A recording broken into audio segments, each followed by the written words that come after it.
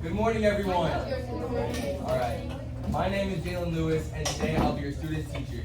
I'm here for Taffy, and I'm going to give you a presentation and lesson over ecological succession. Are we excited? Right. Right. All right. Yeah. So before we start the lesson today, I just want to make sure everybody has a plastic baggie with all of their materials for the upcoming lab today. Everybody have a baggie? If you don't, I can bring it to you. Just raise your hand if you don't have a bag. All right? Perfect. Okay.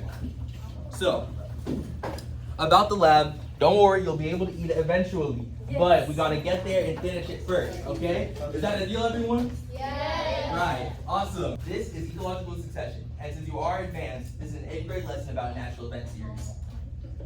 All right, so I just want to begin the lesson with our learning objectives. So, for today, we will be able to identify the difference between primary and secondary succession, and also be able to understand the impact it has on the biodiversity in communities. And I will participate in class discussions and be able to answer questions relating to the types of succession. What do we think biodiversity means? You. The different types of life forms in the world. Awesome, brilliant. Yeah, you got that, man.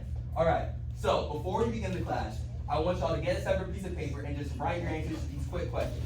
So, what do you think environmental succession is?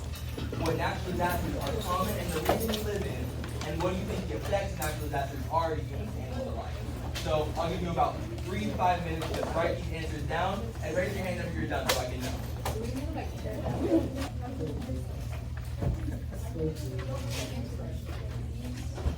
Alright, just give your best answer then.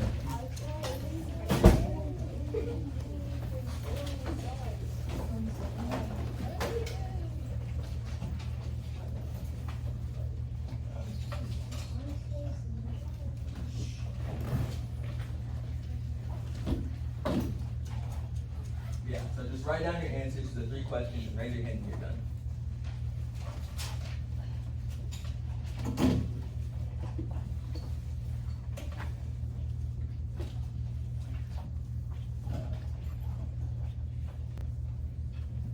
Alright, I hate to cut y'all short, but do we have any idea of any of the answers to these questions? Like, what do we, alright, so raise your hand. What do you think environmental succession is? Raise your hand first. Alright. Yeah, that's a part of it. How about you? What about like a stable environment? Sorry. That's a good thought process. What are you gonna say? That's the thing. Yeah. Anyone else? You and A thriving environment. Alright, yeah. And what do you think it is? Maybe what happens after natural disasters. Things like that. The other questions had a bunch of natural disasters included there. But that had to do something with environmental science. Yeah. Succession. So succession is actually a really cool combination of both of those ideas. So it's just like you said, it's what happens after a natural disaster and whenever it disrupts the environment, and then it's the process that environment takes to reach its like natural thriving state. So like everyone else is saying, an actual thriving environment that's actually able to maintain a good amount of biodiversity and like greenery and animal relation in the food chain, but also after a natural disaster, like for example, Mount St. Helens. I remember Mount St. Helens, it erupted, right? And everything around the mountain actual explosion point, it was all charged. But through environmental succession, the trees and animals are able to come back and regrow and sustain the environment back to what it used to be. All right, so first we're gonna learn about primary succession. All right, so what is primary succession? Primary succession is the colonization of animals and plants to previously barren environments. So a good example of this is imagine a volcano erupts. So you just have magma spewing everywhere, all the way from here to Timbuktu. And think about that. The magma, it burns the soil and animals and drives them all out. So what's going to be left in the environment? Then as the magma freezes over, it's just bare rock. There's nothing that can live in bare rock. So that's what makes primary succession really special. It's that it starts from basically zero, and then it goes all the way to a full community. Basically, glacial movements, as under the glacier, since there's no light, there's no air, there's no seeds that can get down there, what's going to be drawn through a glacier? On a nice sunny day, you can be enjoying the sun. So nothing's going to go through the glacier and get to the bottom what's under it. Under the glacier, it's all bare rock. And that's really it. There's nothing else in it. There might be like sure little bacteria. Other than that, there's nothing that can start an environment. So after a glacier melts, it's free game. It's free game. That's when we get back to lichens, mosses, small grasses, your brother and your cousin, moving people back in. Pause. And I want y'all on that same sheet of paper, I want y'all to write down your answer to this question. What would happen if primary succession didn't exist? And how would the overall environment change?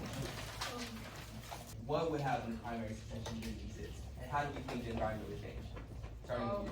No living things would exist and everything would just be rock. Basically, yeah. Next, I just want to ask, why is this form primary succession? So on the Post-it notes that you have on your desk or scattered around, I want each person to take one Post-it. And then after we watch the video, first I want y'all to write it and speak it to your table. And then finally, I'll walk around and take it. Does that sound like a plan? Awesome. Alright, and if you don't have a Post-it, just ask somebody nicely. They'll be sure to ask you.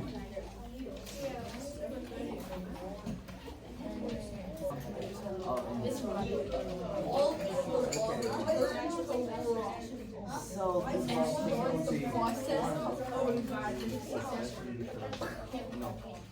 after the magma cools, it won't be rock after thousands of years and then rocks come over and break down the rock. It's gonna be rock. I don't know. That's the only thing that can stick.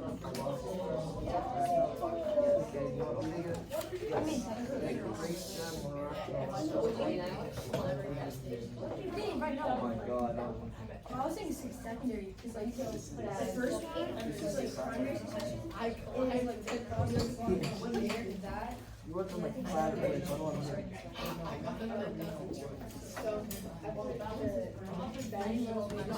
Now we move on to secondary succession. That's right, there's two.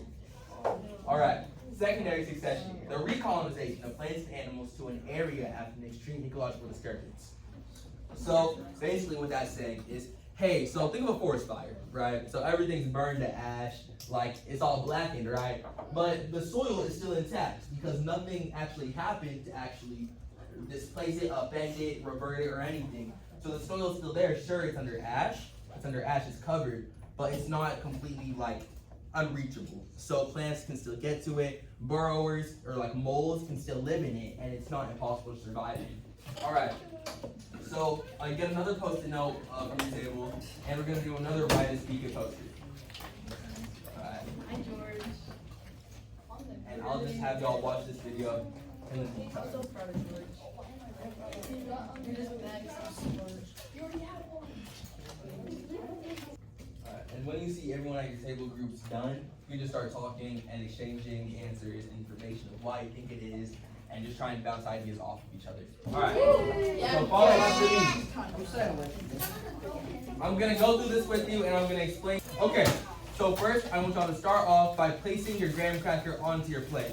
This represents your bare rock in primary succession, okay? So everyone put their bare rock on their plate.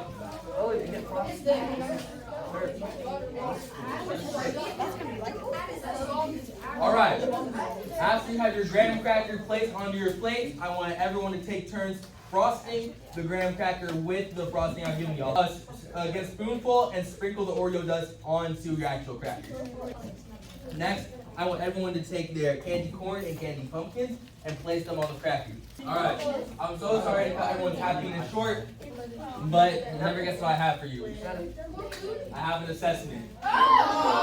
It's okay, it's easy, I promise. As long as you listen to what I said in the presentation, you're fine. It's only 10 questions and you got this.